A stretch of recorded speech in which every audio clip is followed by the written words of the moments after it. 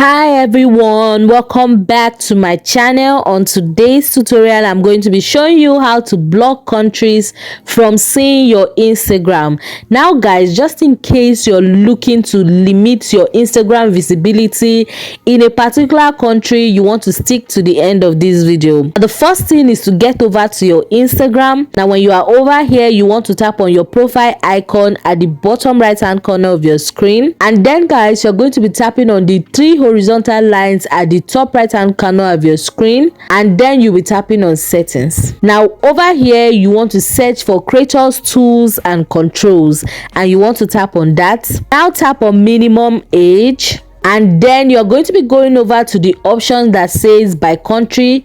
Tap on add. You can select any country here that you would like to limit your visibility to. Now I'm going to be tapping on Angola. Over here you are required to add a minimum age, and what this means is that anybody below that minimum age that you add over here cannot view your Instagram. So guys, I'm just going to be adding 25. I'm going to be tapping on done.